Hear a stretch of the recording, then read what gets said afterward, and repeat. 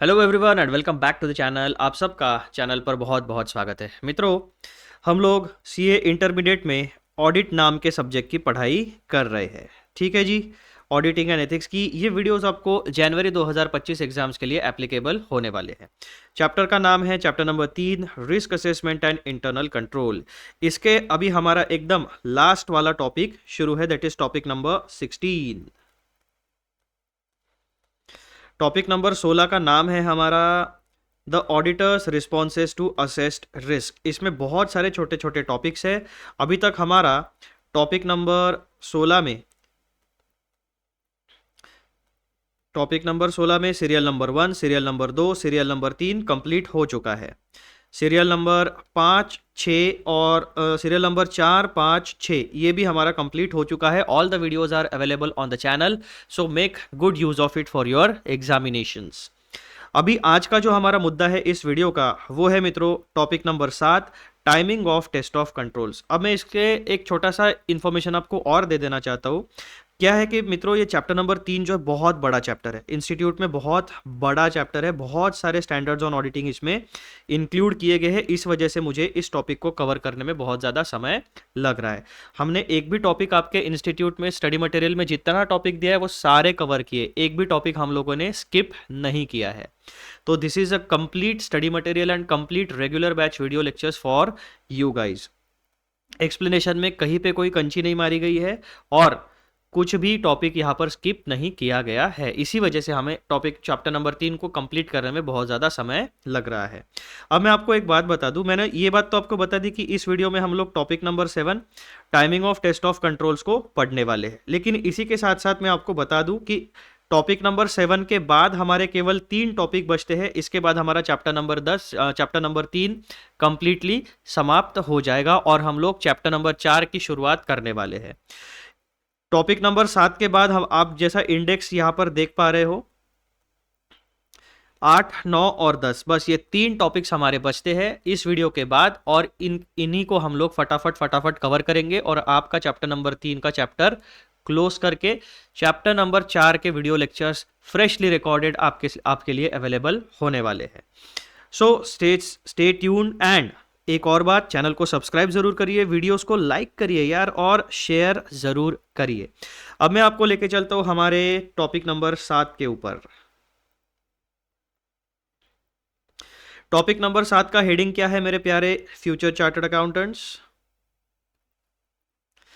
Topic number 7 का heading है timing of test of controls. यानी जब भी एक ऑडिटर ऑडिट करने के दौरान, ऑडिट की प्रोसीजर के दौरान इंटरनल कंट्रोल सिस्टम के टेस्ट परफॉर्म करेगा, उसको टेस्ट करेगा, उसके बारे में ऑडिट एविडेंस गैदर करेगा रिगार्डिंग क्या हम इंटरनल कंट्रोल सिस्टम के ऊपर रिलाय कर सकते हैं या नहीं कर सकते, या हमें कंप्लीट डिटेल में काम करना पड़ेगा।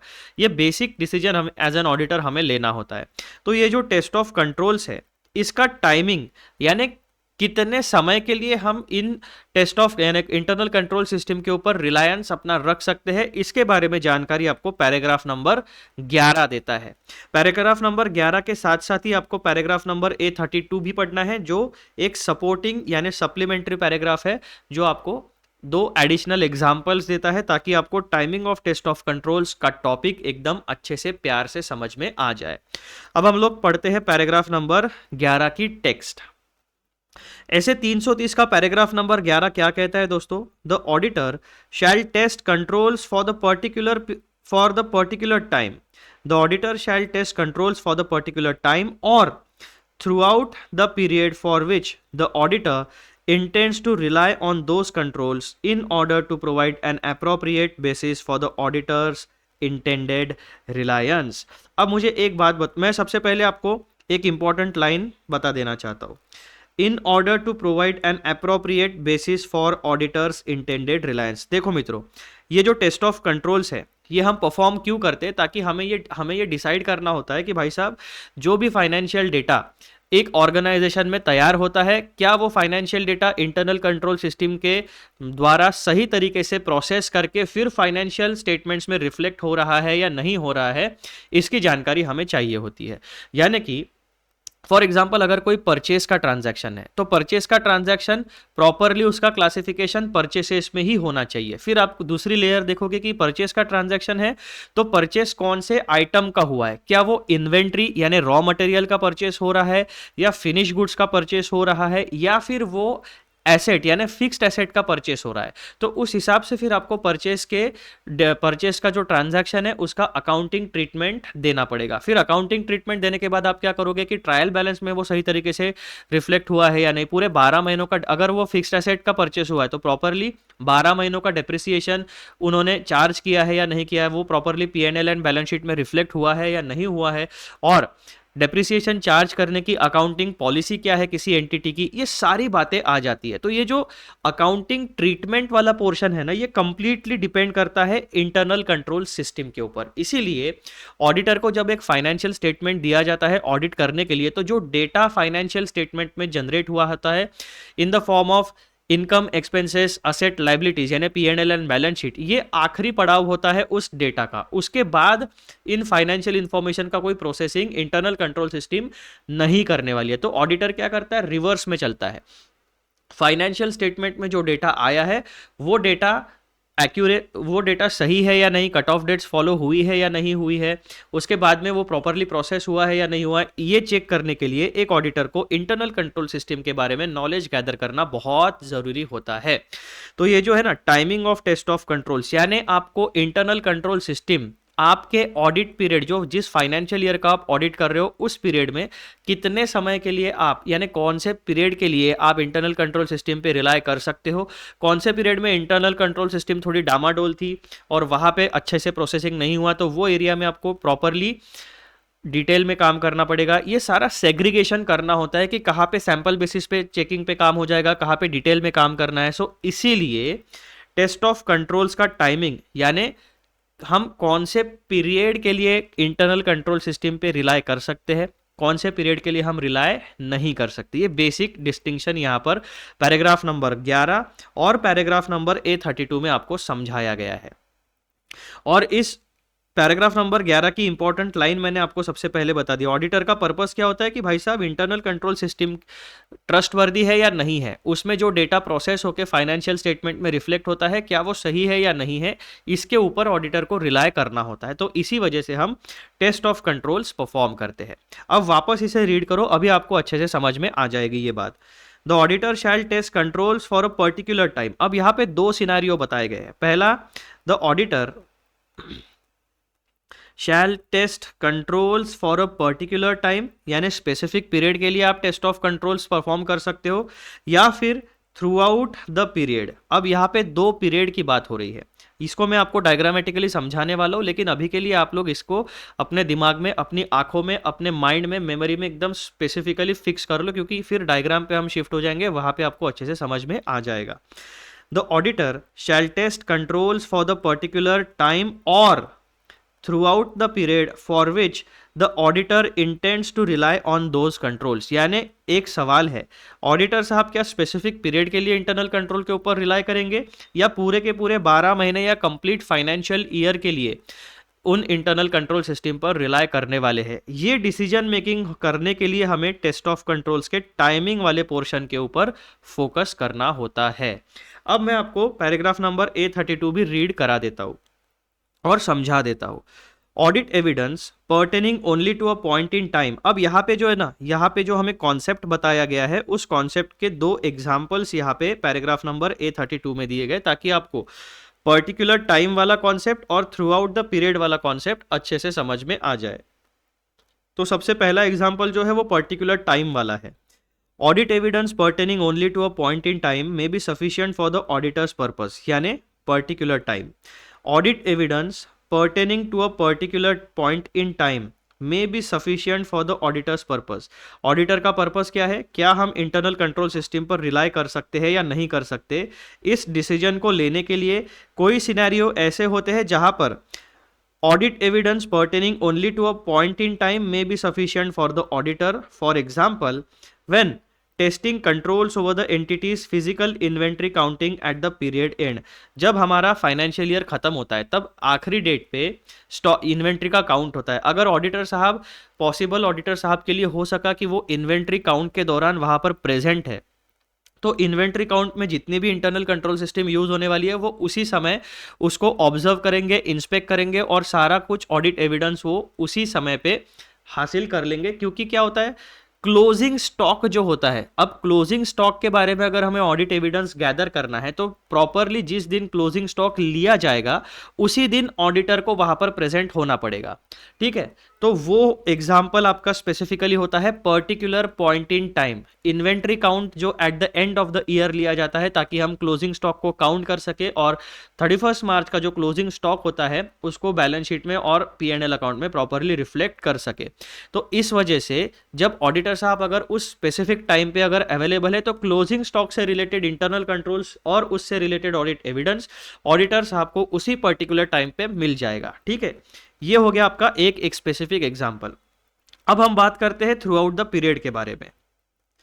If on the other hand the auditor intends to rely on a control over a period test that are capable of providing audit evidence that control operated effectively at relevant times during that period are appropriate. Such test may include test of the entity's monitoring controls, यानी monitoring तो आपको पूरे financial year में करना पड़ेगा। अब यहाँ पर इंटरनल कंट्रोल सिस्टम की दो बातें आपको बताई गई है। पहला, इंटरनल कंट्रोल्स रिलेटिंग टू, यहाँ पे देखो internal controls relating to the inventory यानी क्लोजिंग स्टॉक, ये पर्टिकुलर पॉइंट इन टाइम में हो गया। उसके बाद controls relating to period over a time, यानी स्पेसिफिकली जो मॉनिटरिंग कंट्रोल्स होते हैं, तो आपको जो भी ट्रांजैक्शन और उसका डेटा मॉनिटर करना है तो आपको मॉनिटरिंग जो आपकी मॉनिटरिंग सिस्टम है इंटरनल कंट्रोल की वो तो कंप्लीट 24/7 12 महीने 365 डेज चलनी चाहिए, पूरे के पूरे फाइनेंशियल ईयर के दौरान चलनी चाहिए। तो ये दो एग्जाम्पल्स आपको यहाँ पे बताए गए हैं, दो सिनेरियोज आपको यहाँ पर बताने की कोशिश की गई है कि भाई साहब जब आप इंटरनल कंट्रोल सिस्टम का टेस्टिंग करोगे तो आपके सामने एक सिनेरियो आएगा। फाइनेंशियल स्टेटमेंट्स में कुछ आइटम्स ऐसे होते हैं जैसे कि इन्वेंट्री यानी क्लोजिंग स्टॉक, उसके लिए आपको कंट्रोल्स यानी इंटरनल कंट्रोल सिस्टम किसी पर्टिकुलर टाइम में ही आपको देखना पड़ेगा और आप अगर उसको ऑब्जर्व करोगे, ऑडिट एविडेंस गैदर करोगे तो आपका काम हो जाएगा। लेकिन मॉनिटरिंग कंट्रोल्स जैसे कुछ कंट्रोल्स होते हैं जो कंप्लीटली जो over a period of time function करते हैं, पूरे 12 महीनों में फंक्शन करते हैं। अब जैसे मॉनिटरिंग कंट्रोल्स की हम बात करेंगे तो एक organisation income, expense, asset, liability, इन 4 कैटेगरीज में पूरे साल भर में बहुत सारे ट्रांजैक्शन करती है। तो मॉनिटरिंग कंट्रोल्स का क्या पर्पस हो गया कि भाई साहब जो भी ट्रांजैक्शन आएगा उसको प्रॉपरली इन 4 कैटेगरीज में अकाउंटिंग रूल्स एंड रेगुलेशंस के हिसाब से क्लासिफाई करो, उनको प्रॉपरली रिकॉर्ड करो, डॉक्यूमेंट की यानी पेपर ट्रेल तैयार करो, वो पेपर ट्रेल प्रॉपरली स्टोर करो आइदर इन फिजिकल फॉर्मेट या फिर डिजिटल फॉर्मेट, उसको प्रॉपरली जर्नल एंट्रीज तैयार करो, जर्नल एंट्रीज के बाद लेजर पोस्टिंग, लेजर पोस्टिंग के बाद ट्रायल बैलेंस, ट्रायल बैलेंस के बाद फाइनेंशियल स्टेटमेंट्स बनाओ, फाइनेंशियल स्टेटमेंट्स का प्रॉपर क्लोजिंग करो, क्लोजिंग करने के बाद जो भी आपका अथॉरिटी होगा जैसे CEO या फिर बोर्ड ऑफ डायरेक्टर्स या फिर जो भी मैनेजमेंट के मेंबर्स होंगे जिनके पास अथॉरिटी है उनकी साइन उस फाइनेंशियल स्टेटमेंट पे होनी चाहिए। एंड देन नए फाइनेंशियल 31 मार्च के बाद फिर से 1 अप्रैल से आपका नया फाइनेंशियल ईयर शुरू हो जाता है। तो ये सिस्टम कंप्लीटली रिपीट होते रहती है। तो ये जो मॉनिटरिंग कंट्रोल्स है ये क्या इंश्योर करते हैं कि भाई साहब अगर परचेस का ट्रांजैक्शन है तो वो परचेस की कैटेगरी में ही रिकॉर्ड होगा। परचेस का ट्रांजैक्शन लाइबिलिटी या एक्सपेंस या लाइबिलिटी या इनकम साइड में रिकॉर्ड नहीं होना चाहिए। परचेस का ट्रांजैक्शन है तो परचेस में ही रिकॉर्ड होगा।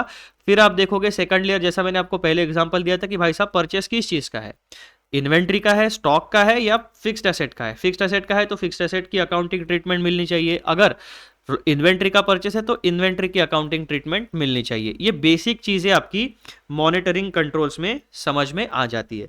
तो ये जो पैराग्राफ नंबर 11 और पैराग्राफ नंबर A32 है ये आपको टेस्ट ऑफ कंट्रोल्स के इन दो प्रकार के सिनेरियोज यानी एक ही फाइनेंशियल स्टेटमेंट में बहुत सारे अलग अलग लाइन आइटम्स होते हैं, उन हर एक लाइन आइटम्स के लिए किसी में आपको कंटिन्यूअस मॉनिटरिंग की जरूरत पड़ेगी, कंटिन्यूअस मॉनिटरिंग कंट्रोल्स की जरूरत पड़ेगी और कोई ट्रांजैक्शंस ऐसे होते हैं वो साल भर में एक या दो बार होते हैं, उनके लिए तभी पर्टिकुलर पॉइंट इन टाइम में आपको इंटरनल कंट्रोल सिस्टम को एक्टिवेट करके वो काम करना पड़ेगा।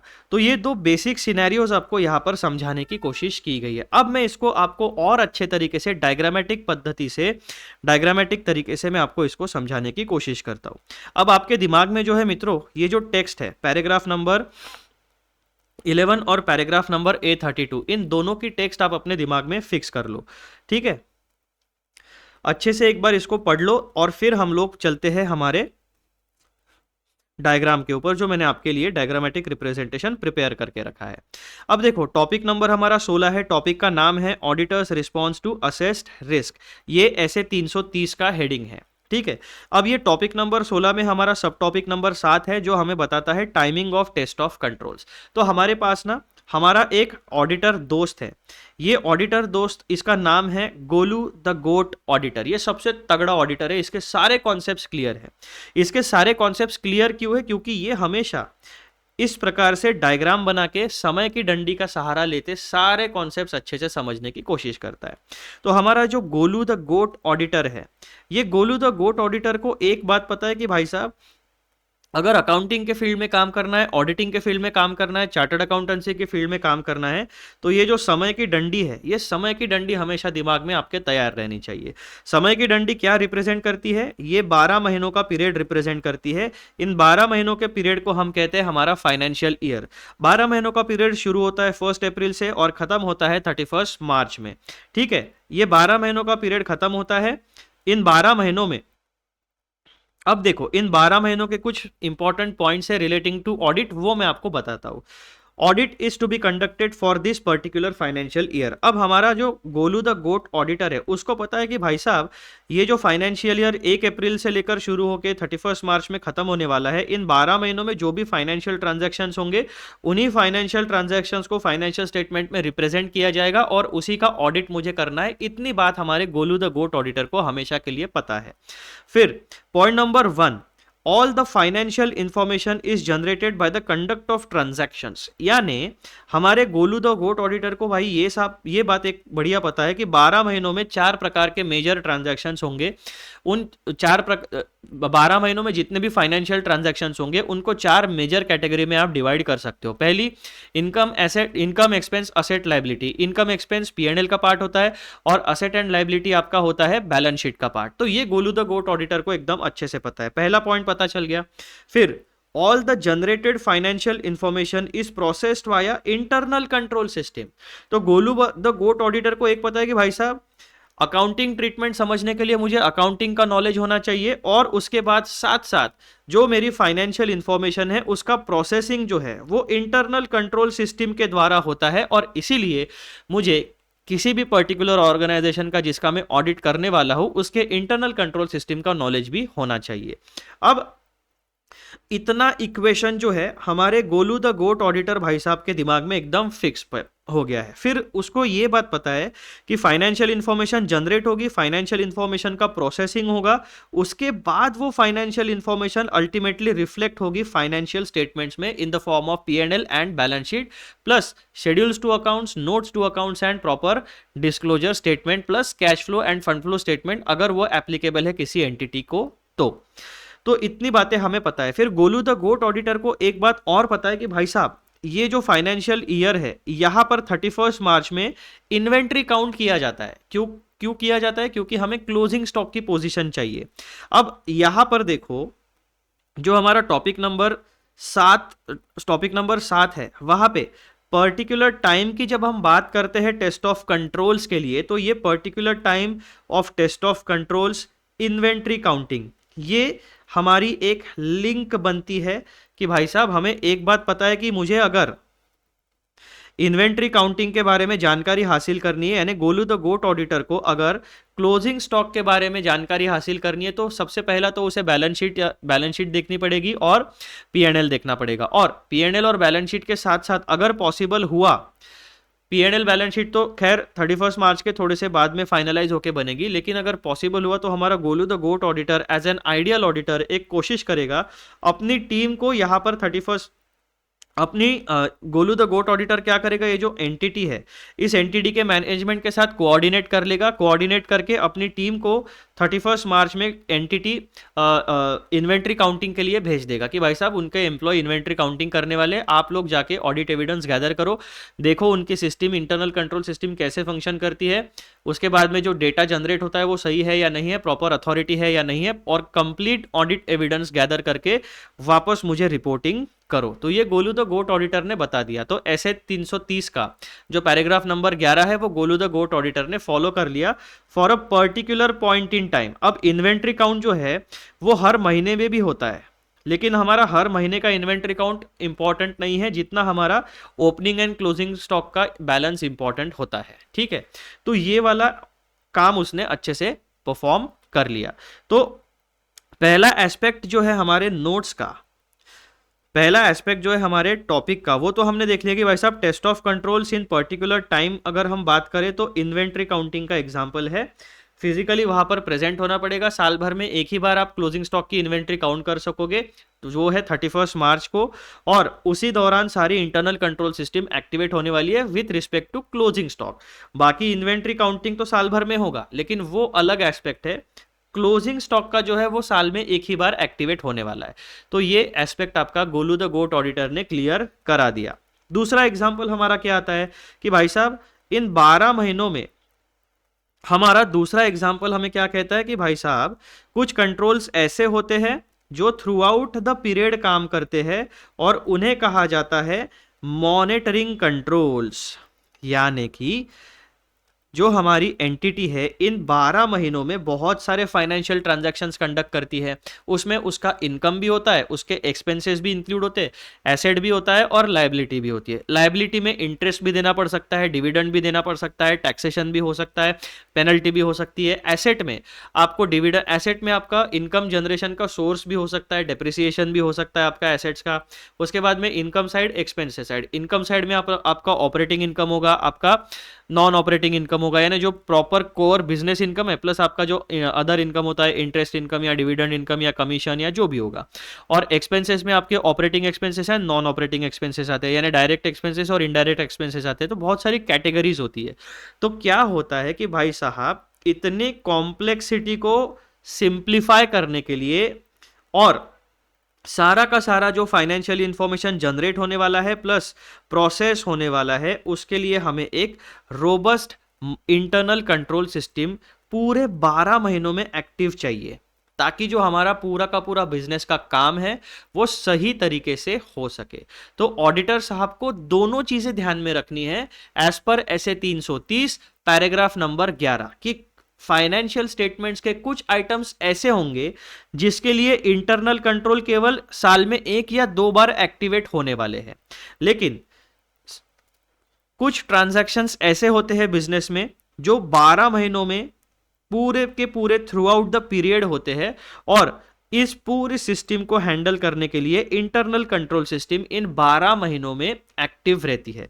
तो internal controls activated in particular point of time and internal controls activated over a period of time, इन दोनों को आपको चेक करना पड़ेगा और आपका अल्टीमेटली डिसीजन लेना पड़ेगा based on your understanding of the entity, based on your professional capability, based on your professional judgement, कि कौन से ऐसे कंट्रोल्स है जिसको आपको पर्टिकुलर टाइम आप रिलाय करना चाहते हो पर्टिकुलर पॉइंट इन टाइम में, और कौन से ऐसे कंट्रोल है जिसमें आपको पूरे के पूरे पीरियड के लिए काम करके ऑडिट एविडेंस गैदर करना पड़ेगा। यही पूरी कहानी है दोस्तों timing of test of control की बारे में। तो आई होप कि आपको ये दोनों पैराग्राफ जो है ऑडिट के कॉन्टेक्स्ट में अच्छे से समझ में आ गए हैं। एक बार हम क्या करते हैं, अब ये पूरा का पूरा जो डिस्कशन हमारा हो चुका है इसको हम लोग एक बार अच्छे से रिवाइज कर लेते हैं, सिर्फ टेक्स्ट पढ़ते हैं हम लोग। क्योंकि क्या होता है कि कई बार हम जब डिस्कशन एक्शन में रहते हैं तो एक्शन में हमें ऐसा लगता तो है कि सारी बातें हमें समझ में आ गई है, लेकिन अल्टीमेटली जब हम फाइनली एक बार फिर से इसका टेक्स्ट पढ़ेंगे तब हमारे दिमाग में पूरी की पूरी क्लैरिटी एक साथ आने वाली है। तो पहले मैं ये एक्स्ट्रा जो मैंने करके रखा है यहां पर, इसको मैं हटा देता हूं। ठीक है जी, ये हटा दिया मैंने, ये हटा। अब ये ब्लैक वाली स्ट्रिप जो है ना, ये वर्डिंग आपके लिए बिल्कुल रिलेवेंट नहीं है सीए इंटरमीडिएट के लिए, इसीलिए मैंने उसको ब्लैकआउट करके रखा हुआ है, आप उसकी चिंता मत करिएगा। देख लो यहाँ पे आपको दिख गया, वो मैंने थोड़ा सा दिखा दिया आपको वापस। ठीक है, अब मैं वापस उसको हाइड कर देता हूँ। अब हम रीड करते हैं हमारा text of paragraph number 11 and paragraph number A32। Timing of test of controls. The auditor shall test controls for a particular time। कुछ आइटम्स ऐसे होते हैं जो पर्टिकुलर टाइम में ही उसके लिए इंटरनल कंट्रोल एक्टिवेट होते हैं, तो आपको उसी समय उसका test of controls design and implement करना पड़ेगा। The auditor shall test controls for the particular time और throughout the period for which the auditor intends to rely on those controls in order to provide an appropriate basis for the auditors intended Reliance. अब यहां पर देखो, अगर आप physical inventory count की बात करते हो, क्लोजिंग स्टॉक, तो आपको इसी पर्टिकुलर पॉइंट ऑफ टाइम में रिलाय करना पड़ेगा इंटरनल कंट्रोल सिस्टम के ऊपर, तो आपको फिजिकली यहां पर प्रेजेंट रहना पड़ेगा। लेकिन जो मॉनिटरिंग कंट्रोल्स होते हैं वो 12 महीने काम करते हैं, तो जब मॉनिटरिंग कंट्रोल्स की आप बात करोगे, टेस्ट ऑफ मॉनिटरिंग कंट्रोल्स आप परफॉर्म करोगे, तो आपको over a period of time हर एक पीरियड में इस मॉनिटरिंग कंट्रोल्स के बारे में ऑडिट एविडेंस गैदर करके फिर अपना ओपिनियन बनाना पड़ेगा कि हम मॉनिटरिंग कंट्रोल्स पे कितना डिग्री ऑफ रिलायंस रख सकते हैं। क्या मॉनिटरिंग कंट्रोल्स पूरे पीरियड में अच्छे से परफॉर्म किए, फंक्शन किए या नहीं किए, कहाँ पे मीडियम लो रिस्क एरिया है, कहाँ पे मीडियम रिस्क एरिया है, कहाँ पे हाई रिस्क एरिया है, ये आपको समझ के चलना पड़ेगा। फिर आता है हमारा paragraph number A32। Audit evidence pertaining only to a point in time may be sufficient for the auditor's purpose, for example, when testing controls over the entity's physical counting at the period end। तो ये जो particular time वाला test of controls है, ये applicable होता है आपका physical inventory counting में एट द पीरियड एंड, यानी क्लोजिंग स्टॉक का जब आप काम करोगे। If on the other hand the auditor intends to rely on a control over a period, test that are capable of providing audit evidence that the control operated effectively at relevant times during the period are appropriate. Such test may include test of entities monitoring controls। यानी depending on the nature of internal control system आपको test of controls उसके हिसाब से design करके perform करना पड़ेगा and than sufficient appropriate audit evidence gather करना पड़ेगा, ताकि ऑडिटर साहब अपना ओपिनियन बना सके कि भाई साहब हम इंटरनल कंट्रोल सिस्टम के ऊपर कितने हद तक भरोसा कर सकते हैं। यही पूरी की पूरी कहानी है टॉपिक नंबर 7 की, जो हमारा होता है कंप्लीट, जिसका नाम है timing of test of controls. I hope दोस्तों कि आपको ये टेक्स्ट और जो मैंने एक छोटा सा डायग्रामेटिक रिप्रेजेंटेशन आपको गोलू भाऊ की मदद से देने की कोशिश की है, वो आपको अच्छे से समझ में आ गया है। और इसी के साथ ये वीडियो होता है हमारा यहाँ पर समाप्त। अगले वीडियो में हम लोग कवर अप करने वाले हैं topic number 8, using audit evidence obtained in previous audits. यानी क्या पिछले, अगर हम कंटिन्यूएशन में एक एंटिटी का ऑडिट करते हैं, तो पिछले ऑडिट में अगर मैं अभी मुझे फॉर एग्जांपल 3 साल के लिए किसी एंटिटी ने एज एन ऑडिटर अपॉइंट कर दिया, तो मैं पिछले साल मेरा पहला साल था, मैंने ऑडिट कर लिया, तो क्या मैं पिछले साल के ऑडिट एविडेंस जो मुझे मिले हैं वो ऑडिट एविडेंस क्या मेरे करंट पीरियड में रिलेवेंट होंगे या नहीं होंगे, इसके बारे में जानकारी आपको paragraph number 13 of SA 330 and paragraph number 14 of SA 330, इसमें आपका ये कॉन्सेप्चुअल क्लैरिटी आने वाला है। So this is one of the important topics, क्योंकि जनरली जब आप ऑफिस में जाओगे, आपकी आर्टिकलशिप शुरू होगी या फिर आप कोई काम करोगे, तो आप क्या करते हो, अगर आपको किसी नई एंटिटी का काम दे रहे हो तो आप कंटिन्यूटी मेंटेन करने के लिए क्या करते हो, उस एंटिटी के पिछले साल के डॉक्यूमेंटेशन देखते हो कि भाई पिछले साल किस तरीके से ऑडिट हुआ था, कौन से इंपॉर्टेंट पॉइंट्स थे, ऑडिटर रिपोर्ट पढ़ते हो आप, क्या क्या ओपिनियन दिया गया था, और फिर उसके बेसिस के ऊपर आप अपने एंटिटी का अंडरस्टैंडिंग गैदर करना शुरू करते हो। ठीक है ना, तो इसीलिए ये वाला जो टॉपिक है using audit evidence obtained in previous audit, क्या पिछले ऑडिट में, पिछले फाइनेंशियल ईयर का जो ऑडिट हमने किया था उसमें जो ऑडिट एविडेंस हमें मिला था, क्या हम करंट पीरियड में उस ऑडिट एविडेंस को रिलेवेंट मान के उसका यूज करके ऑडिटर का ओपिनियन बना सकते हैं या नहीं बना सकते, दिस इज द क्वेश्चन। तो मित्रों, हम लोग मिलते हैं अगले वीडियो में। आई होप आपको टॉपिक नंबर 7 ढंग से समझ में आ गया है। वीडियोस को लाइक ज़रूर करिए, शेयर ज़रूर करिए एंड चैनल को सब्सक्राइब ज़रूर करिए। इससे मेरी और चैनल की बहुत मदद होती है।